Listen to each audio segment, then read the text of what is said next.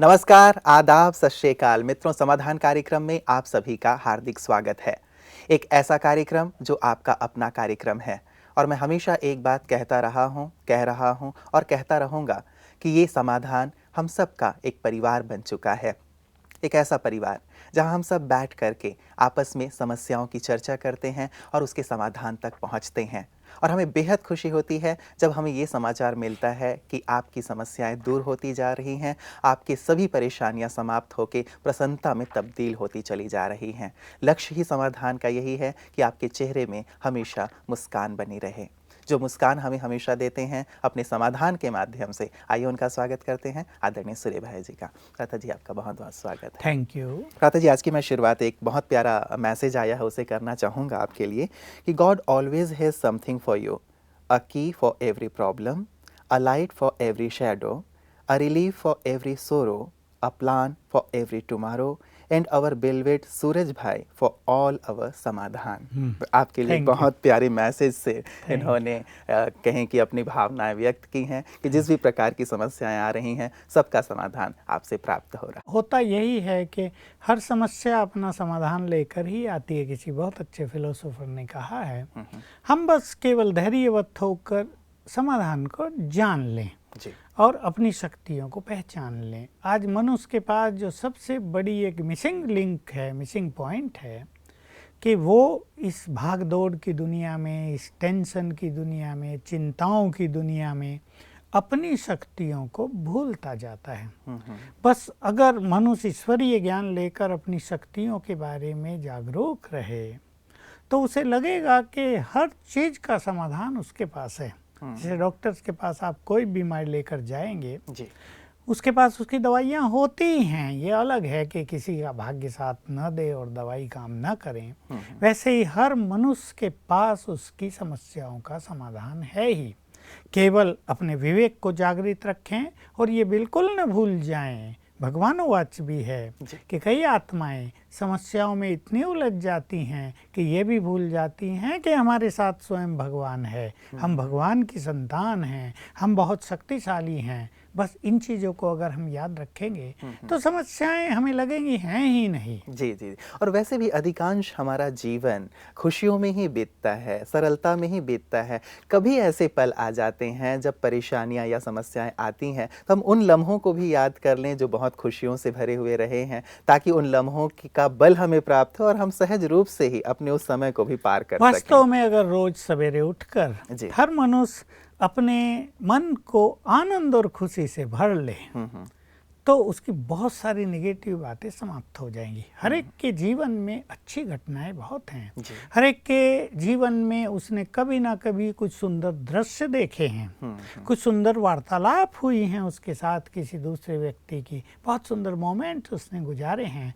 उनको वो लिखा करें, हमेशा उनको याद किया करें, पढ़ा करें और सवेरे उठकर अगर अपने सबकॉन्शियस माइंड में खुशी और ईश्वरीय नशा और शक्तियों के संकल्प भर लें तो इससे अच्छा कुछ नहीं होगा। सारा दिन एनर्जेटिक रूप से बीतेगा और जैसी खुशी हम सवेरे अपने अंदर भरेंगे वैसी खुशी रात तक चलेगी। सोएंगे भी खुशी में, उठेंगे भी खुशी में और इस तरह हमारा जीवन बहुत सुंदर हो जाएगा। शायद इसीलिए कहा गया है कि well begin is half done. यदि शुरुआत हमारी बहुत अच्छी रहती है सुबह सुबह तो सारा दिन बहुत अच्छा रहेगा। और आप लगातार सिखाते आ रहे हैं व्रता जी कि सुबह के समय बहुत इंपॉर्टेंट समय होता है, इसलिए बहुत अच्छे अच्छे विचार, जैसा हम अपने सारे दिन को देखना चाहते हैं कि मेरा व्यवहार सबके साथ बहुत मृदु है, मेरी सारी समस्याएं समाप्त हो गई हैं, मैं बहुत खुशहाल हूँ, तो इस प्रकार के विचार यदि अपने आप को दे दिए जाते हैं, विजन दे दिया जाता है तो सारा दिन खुशहाल हो जाता है। ये गड़बड़ हो गई लोगों के साथ कि देर से सोना, देर से उठना,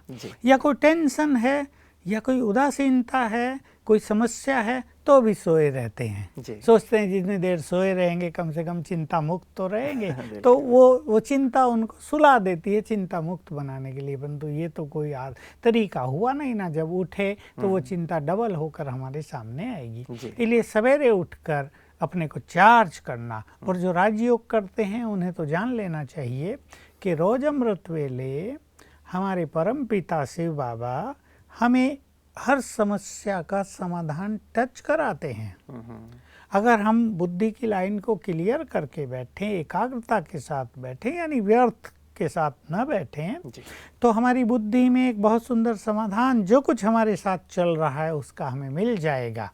बाबा ने बहुत अच्छी बात अपने महावाक्यों में ये कही है कि बाबा रात को बच्चे बाबा को अपनी समस्याएं सुनाकर सोते हैं तो सवेरे मैं उनको समाधान टच कराता हूँ, और अगर मान लो वो उस टाइम उसको कैच नहीं करते तो दिन में भी कराता हूँ जब वो उसको फेस कर रहे हैं। तो अगर हम अपनी बुद्धि को इजी बना कर रखें, व्यर्थ से मुक्त रखें, पॉजिटिव रखें, तो हमारे परमपिता की ओर से भी हमें इस तरह की बहुत मदद मिलती रहेगी। और कभी कभी ऐसा होता है समाधान बहुत सिंपल होता है लेकिन हम उसको कैच नहीं करते तो हम जटिलता में उलझकर उस समस्या को बड़ा भारी बना देते हैं। एक सुंदर बात आपने कही है भ्राता जी कि परमात्मा भी हमेशा हमारी मदद करने के लिए तैयार रहते हैं, क्योंकि वो भी तो ये नहीं देखना चाहेंगे कि मेरे बच्चे, मेरे अपने बच्चे समस्याओं से उलझे रहें और साथ ही परेशान होते रहें। तो एक बहुत अच्छी चीज़ है यदि हम उनकी मदद को भी कैच कर सकें, उनकी जो टचिंग्स हैं उसे कैच कर सकें तो वास्तव में जीवन बहुत खुशहाल हो जाएगा। बहुत लोग भगवान को गाली भी देते रहते हैं, उल्हना भी देते रहते हैं, हमें मदद नहीं करता, उसको तो कर दी, हमें नहीं किया, हमने आपके लिए कितना कुछ किया, हम आपको कितना प्यार करते हैं। भगत कहेंगे हमने आपकी कितनी सच्चे दिल से पूजा की, तो ब्रह्मावत्स कहते हैं हमने आपकी सेवाओं में सब कुछ लगा दिया, हमने ये किया वो किया, लेकिन तुमने हमें मदद नहीं की। बाबा मुस्कुराते हैं ऊपर बैठ के कि मैं तो मदद करता हूँ, तुम कैच नहीं करते हो, तुम इधर उधर देखते रहते हो। वही द्रौपदी की बात कि चीरहरण होने लगा और देखने लगी सबकी ओर, विषम पितामह के आगे हाथ जोड़े, सबने सिर नीचे किए हुए थे, द्रोणाचार्य, धृतराष्ट्र, लेकिन जब श्री कृष्ण को याद किया तो वो सामने था।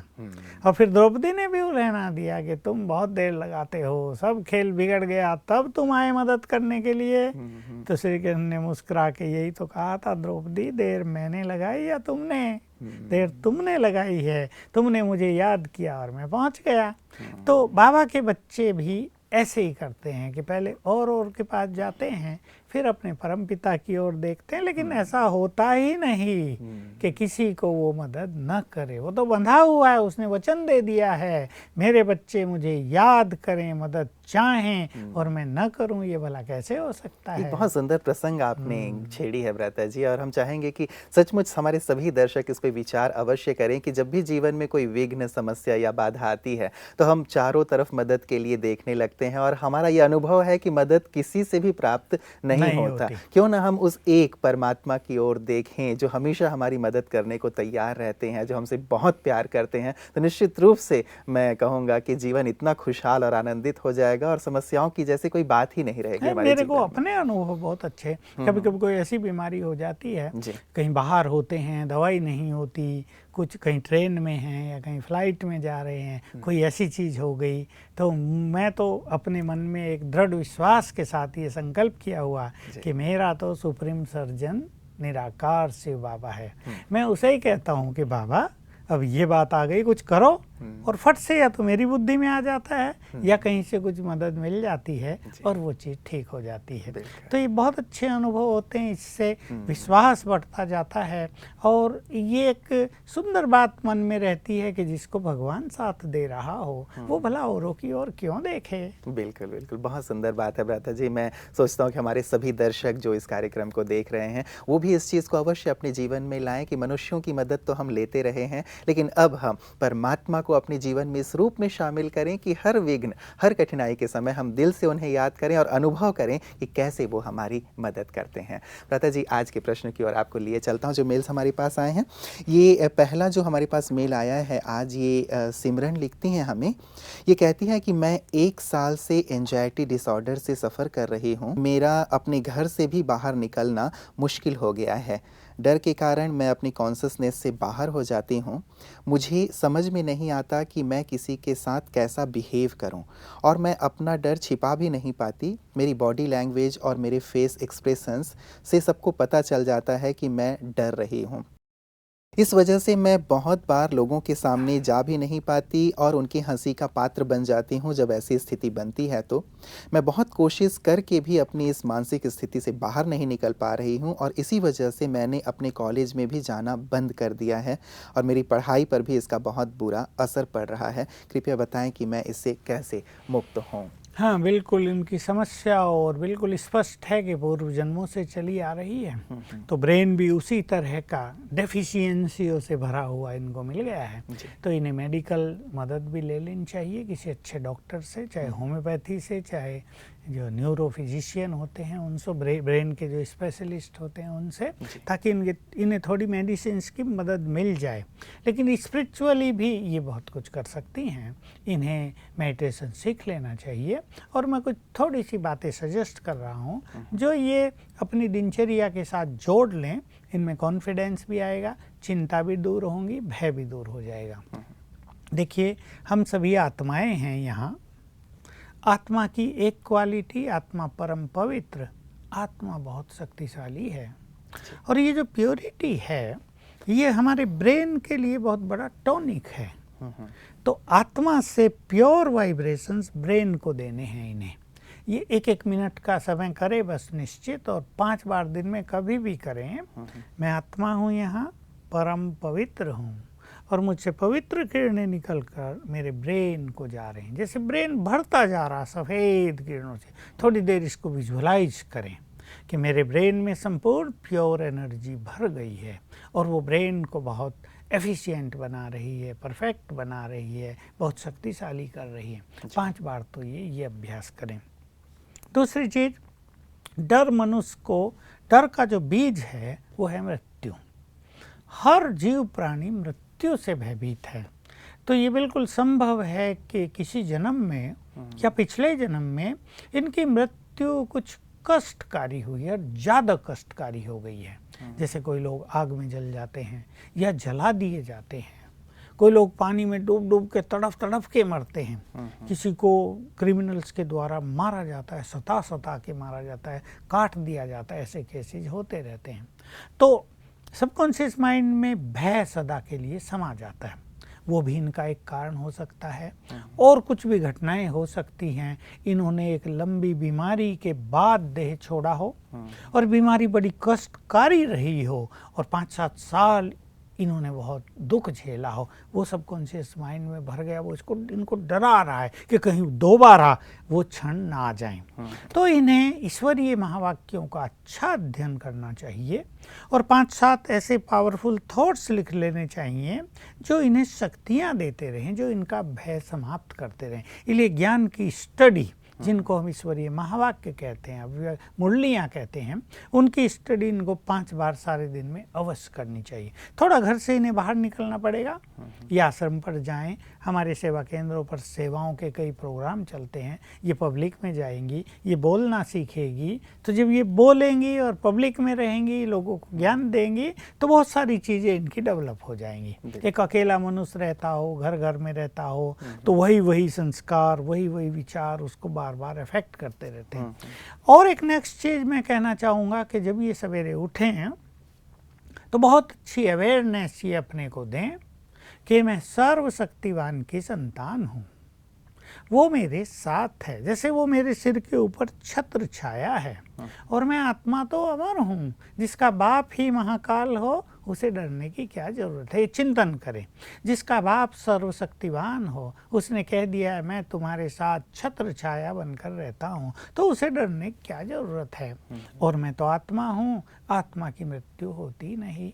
ये बार बार भरे अपने सबकॉन्शियस माइंड में, मैं आत्मा तो अमर हूँ, मैं बहुत सुखी हूँ, मैं बहुत निर्भय हूँ। तो सवेरे उठते ही ये इस तरह के संकल्प करेंगे, उठते ही, कि मैं तो सर्वशक्तिवान की संतान, बहुत शक्तिशाली हूँ, मैं तो अमर हूँ, मैं तो निर्भय हूँ, मुझे किसका डर, मेरा साथी तो स्वयं भगवान है। ये विचार 5-5 बार करें तो इनके सबकॉन्शियस माइंड में जो भय समा गया है और जो बहुत डरी डरी और चिंतित सी घबराई हुई रहती हैं, इनकी पर्सनैलिटी तो एकदम दब गई, तो उससे बाहर निकल जाएगी और निर्भय हो जाएगी। चलिए, हम उम्मीद करते हैं भ्राता जी कि जल्दी ही सिमरन अपने इस परेशानी से मुक्त हो जाए। बहुत सुंदर अभ्यास आपने बताए हैं और निश्चित रूप से संकल्पों की ही बात होती है। यदि विचारों में भय है तो वो हमें डराता ही रहेगा पूरे जीवन, और विचारों में जैसे मास्टर ऑलमाइटी की बात आपने कही, भगवान का के साथ की बात कही, यदि हमारे साथ कोई शक्तिशाली व्यक्ति होता है तो वैसे भी हम डर हमारे अंदर से निकल जाता है। दूसरी एक बात मैं जोड़ना चाहूँगा कि इनके जो परिवार वाले हैं वो भी इनको भयमुक्त करने के लिए अच्छी बातें करें। वो बार बार यही कहते हैं तुम तो बड़ी डरपोक हो, तुम तो बहुत डरती हो, तो इसको भी पक्का होता जाता है, इसका डर पक्का होता जाता है। वो इन्हें ऐसे कहें तुम तो भगवान के बच्चे हो, अरे डर किसका, तुम तो सह नहीं सकती हो, तुम तो बहुत बहादुर हो, डर तुमसे डरता है, घबराओ नहीं, ऐसी ऐसी बातें कहेंगे तो इसका मनोबल बढ़ा रहेगा। तो परिवार वालों की भी बहुत बड़ी जिम्मेवारी हो जाती है ऐसे में। जैसे आपने सही कहा भ्राता जी, जब किसी को डल देखते हैं तो उसको उसके पीछे ही पड़ जाते हैं कि तुम तो पढ़ ही नहीं रहे हो, तुम ऐसे हो वैसे हो, तो इतने सारी नेगेटिविटी उसके अंदर चली जाती है। पहले ही परेशान है व्यक्ति और ज्यादा उसके अंदर की जो शक्तियां नष्ट हो जाती हैं। इसलिए परिवार वालों का ये सहयोग परम आवश्यक है और परम कल्याणकारी है, क्योंकि सबसे ज्यादा इफेक्ट उनका पड़ता है। और ये भी अच्छा हो भ्राता जी, जैसे आपने अभ्यास दिए हैं तो ये अभ्यास भी उन्हें याद दिलाते रहें और साथ में कराते रहें, तो इससे भी उनको अगर इनकी माँ इनको इस तरह की मदद करे, ये अभ्यास बस इनसे कराए कि तुम करो, तो ये इससे बाहर आ जाएगी। बिल्कुल। भ्राता जी, ये जो अगला मेल हमारे पास आया है ये कोमल जी हैं, सिवनी से लिख रही हैं। कहती हैं कि मैं 28 वर्ष की एक गृहिणी हूँ। मैं नौकरी के लिए पिछले 5 साल से प्रयास कर रही हूँ, लेकिन मुझे लगातार असफलता मिल रही है। मैंने जहाँ भी नौकरी के लिए अप्लाई किया वहीं से मुझे निराशा मिली। बार बार की असफलता से मैं निराश हो गई हूँ, थक गई हूँ। अब मैं टीचिंग लाइन में जाने की तैयारी कर रही हूँ, लेकिन मन में ये संदेह बना ही रहता है कि क्या मैं सफल हो पाऊँगी। बार बार की असफलताओं ने मेरे आत्मविश्वास को बुरी तरह हिला दिया है। कृपया कुछ उपाय बताएं। बिल्कुल, बात तो प्रैक्टिकल है। जिसको 5 साल से नौकरी न मिली हो वो तो ये सोच ही लेगा मुझे कभी नहीं मिलेगी। लेकिन इनको स्लोगन याद रखना, failure is the key to your success. जो फेल होना है, जो असफलता है, वो सफलता की चाबी है। इसलिए अभी भी कुछ बिगड़ा नहीं है, निराशा की चादर ओढ़ने की ज़रूरत नहीं है। इन काले बादलों को अपने ऊपर से बिल्कुल हटा दें, बिखर जाएं, ये फील करें और अपने अंदर कॉन्फिडेंस इनको पैदा करना होगा। मैं कुछ विधि बता रहा हूँ क्योंकि इनके पास कोई विघ्न अवश्य है, कोई विकर्म इनका सामना कर रहा है, आगे दीवार बनकर खड़ा है। तो पहले इनको अपनी लाइन क्लियर करने के लिए एक 21 दिन का योग का प्रोग्राम बनाना है और उसमें 2 संकल्पों से योग शुरू करना है। मैं मास्टर सर्वशक्तिवान हूँ, विघ्न विनाशक हूँ। 5 बार पहले ये दोनों संकल्प करें, फिर 1 घंटा मेडिटेशन करें। बहुत सुंदर। लेकिन भ्राता जी, मान लीजिए यदि इन्होंने मेडिटेशन ना सीखा तो ये सीख लें, ये सीख लें, क्योंकि बहुत जरूरी होगा इस विघ्न को हटाना। अगर ये किसी ज्योतिषी पंडित के पास जाती है तो वो इसका खर्च करा देंगे, न जाने क्या क्या बताएंगे और ये कर पाए या ना कर पाए। लेकिन मेडिटेशन ये घर में बैठ के ही कर सकती है। एक तो ये काम इसको करना है और ये पाएंगे कि 21 दिन के बाद जैसे इनके ऊपर से कोई काली छाया उतर गई, कोई बोझ जो एक दबाव बना हुआ था वो उतर गया। इसके बाद इन्हें एक कॉन्फिडेंस, एक विजन बनानी है। कॉन्फिडेंटली सवेरे उठते ही विजन देखेंगी, इंटरव्यू हो रहा है और आई एम सेलेक्टेड, मेरा सिलेक्शन हो चुका है, आई हैव बीन सेलेक्टेड। ये बिल्कुल कॉन्फिडेंस लाए। अप्लाई तो किया ही है इन्होंने कहीं ना कहीं। जैसे इंटरव्यू का कॉल आए तब तक रोज सवेरे 7 बार ये एक संकल्प करेंगी, मैं मास्टर सर्वशक्तिवान हूँ, सफलता मेरा जन्मसिद्ध अधिकार है। बिल्कुल। तो इस प्रकार के अभ्यास बहुत सुंदर करें भ्राता जी, मन में निराशा ना लाएं, क्योंकि बार बार की असफलता निराशा ले आती है और कहीं ना कहीं ऐसा लगता है कि शायद मैं कुछ आगे नहीं कर पाऊंगी। और यही निराशा के जो संकल्प हैं, जब भी जैसे आपने कहा इंटरव्यू के लिए गए या एग्जाम के लिए भी गए तो वहाँ बहुत ज़्यादा परेशानी पैदा कर देता है। देखिए, ये निराशा के ये निगेटिव संकल्प निगेटिव एनर्जी क्रिएट करते हैं। ये निगेटिव एनर्जी उनको पहुँचती है जो इंटरव्यू ले रहे हैं। निगेटिव एनर्जी दूसरे में भी निगेटिविटी पैदा करेगी और इसके फेस पर भी वो निराशा और एक थोड़ा सा भय, तो बॉडी लैंग्वेज में वो आ ही जाएगा। तो फिर ये असफल होगी। इसलिए जैसे ये नशे से जाएगी, कॉन्फिडेंस इसकी लैंग्वेज को बदलेगा, इसकी बॉडी लैंग्वेज को बदलेगा और ये जो पॉजिटिविटी क्रिएट होगी उनको टच होगी और रिजल्ट बहुत पॉजिटिव होगा। ये राजश्री अरोरा जी हैं। मुझे बहुत सी बातें समझ में आ रही हैं और अपने जीवन में काफ़ी बदलाव महसूस कर रही हूँ। मैं श्री सूरज भैया जी के सच्चे हृदय से धन्यवाद करती हूँ, जो इतने सारे तरीके से हमारी समस्याओं का समाधान बताते हैं। मुझे बेहद खुशी हुई जब से ये चैनल शुरू हुआ। मैं चैनल का दिल से धन्यवाद करती हूँ। मुझे पूरा विश्वास है अगर चैनल के ज़रिए यूँ ही हमारा मार्गदर्शन होता रहे तो संसार में बड़ा परिवर्तन होना ही है। और ये शुभकामनाओं के साथ इन्होंने एक सवाल रखा है भ्राता जी। ये कहती हैं, मेरा सवाल है कि हमारी जो भी समस्या है, मेडिटेशन के वक्त क्या उसी प्रार्थना को 1 घंटे तक लगातार दोहराते रहना है? नहीं, देखिए बहुत अच्छी बात है कि ये अरोरा जी बहुत इंटरेस्ट से प्रोग्राम देख रही हैं। इसका अर्थ है इनके अंदर स्पिरिचुअलिटी के बीज बहुत सुंदर हैं, जो अंकुरित हो रहे हैं, जो जागृत हो रही हैं इनकी स्पिरिचुअलिटी, और इनका मनोबल बढ़ता जा रहा है। वास्तव में जब हम राजयोग का अभ्यास करते हैं और कोई समस्या हमारे सामने होती है तो प्रार्थना के रूप में हमें उसको नहीं सामने लाना होता है। हमें तो केवल ये संकल्प करना होता है कि मैं मास्टर सर्वशक्तिवान हूँ, विघ्न विनाशक हूँ, या सफलता मेरा जन्मसिद्ध अधिकार है। 5 बार ये संकल्प किए और फिर हमें सीधा राजयोग मेडिटेशन करना होता है, यानी सर्वशक्तिवान से शक्तियाँ लेनी होती हैं। तो ये शक्ति जब हमारे अंदर आएगी तो ये शक्ति टर्न हो जाएगी उन विघ्नों को नष्ट करने के लिए, यानी ये शक्ति काम करने लगेगी। जैसे हमारे पास इलेक्ट्रिसिटी है तो कहीं हम उससे फ्रिज चला रहे हैं, तो कहीं हीटर चला रहे हैं, तो कहीं अपने पंखे चला रहे हैं, तो कहीं हम ट्यूबलाइट चला रहे हैं, तो कहीं कंप्यूटर हमारे उससे चल रहे हैं, भिन्न भिन्न काम हम कर रहे हैं ना। तो हमने इलेक्ट्रिक पावर को अपने इंस्ट्रूमेंट की तरफ टर्न कर दिया है। ऐसे ही जब हम योग की शक्ति परमात्मा से लेंगे तो वो शक्ति तो हमारे अंदर आ गई, लेकिन उसको टर्न करना जरूरी है।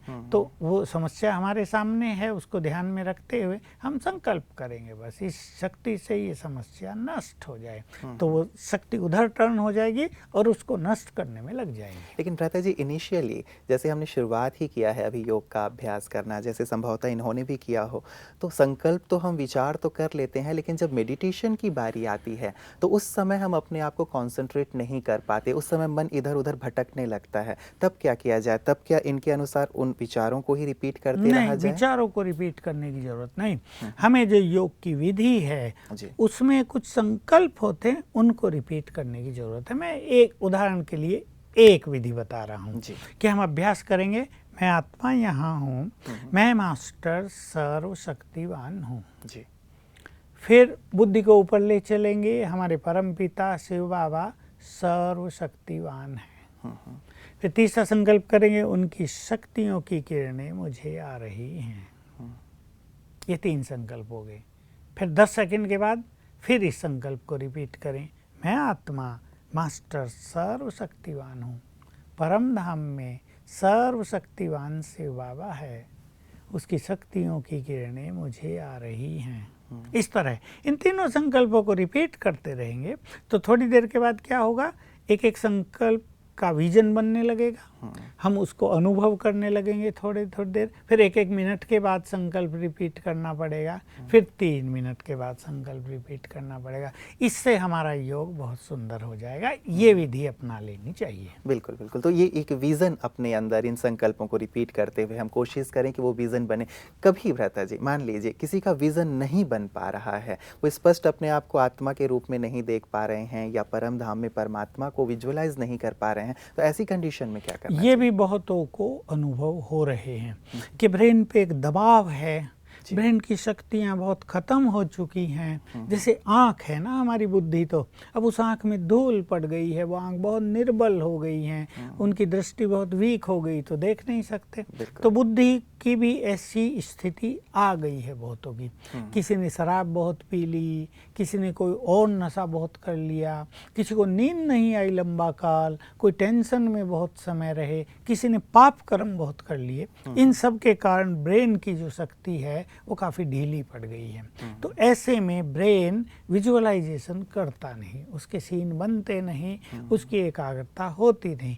ऐसे में ये किया जा सकता है, जो हम एक सजेशन देते हैं कि वो सवेरे उठते ही शांति में बैठें और 108 बार लिखें, मैं मास्टर सर्वशक्तिवान हूँ, या मैं विघ्न विनाशक हूँ, या मैं सफलता मूर्त आत्मा हूँ, या मैं एक महान आत्मा हूँ। ये लिखने से धीरे धीरे एकाग्रता होगी, ब्रेन को एक अच्छी एनर्जी जाएगी, गुड एनर्जी मिलेगी। धीरे धीरे इसमें टाइम लग सकता है, अब उनके ब्रेन की कितनी स्थिति है, पर ये ऐसे क्वेश्चंस मेरे पास बहुत आते हैं कि विजन बनता नहीं है। तो धीरे धीरे लिखने का अभ्यास करने से बहुत अच्छा होगा। आज ही मुझे एक का फ़ोन आया, बहुत अच्छा, किसी के जीवन में कोई लेडी है, उसके जीवन में बहुत समस्याएं थी, परिवार में समस्या, बिजनेस में समस्या है, पति को भी समस्या आ रही, तो व्यवहार में भी समस्या आ रही। मैंने उससे पूछा था योग लगता है कि बिल्कुल नहीं लगता, यही सब चिंताएं चलती रहती हैं मन में। तो मैंने उसे यही राय दी थी कि सवेरे और रात को वो ये लिखेगी, सवेरे मैं मास्टर सर्वशक्तिमान हूँ, रात को मैं एक महान आत्मा। तो अभी मुझे फ़ोन किया था सवेरे 9 बजे, बहुत खुशी में कि मैं आपको धन्यवाद देने के लिए फ़ोन कर रही हूँ, बस मेरा सब कुछ ठीक हो गया, मेरी खुशी लौट आई, हमारे घर में आखानंदी इसको कहते हैं, आनंद छा गया है, बहुत अच्छा हो रहा है। तो जिसको कुछ नहीं होता लिखें, उनका भाग्य उदय हो जाता है, ब्रेन को एनर्जी जाती है और बहुत अच्छा होता है। जी जी जी, वो कहा भी जाता है कि something is better than nothing, कि यदि कुछ नहीं कर पा रहे हैं तो ये लिखने की प्रैक्टिस से भी बहुत अच्छी एनर्जी जनरेट होगी ब्रेन में और उनकी जो भी समस्या है दूर होगी। हम उम्मीद करते हैं कि राजश्री अरोरा जी जिन्होंने ये प्रश्न किया है उन्हें ये स्पष्ट हो गया होगा। भ्राता जी, आपका बहुत बहुत धन्यवाद, आज आपने बहुत सुंदर हमारे सभी दर्शकों के जो प्रश्न हैं उनका उत्तर दिया है। मित्रों, समस्याएं तो जीवन में आती ही हैं, आती रहेंगी।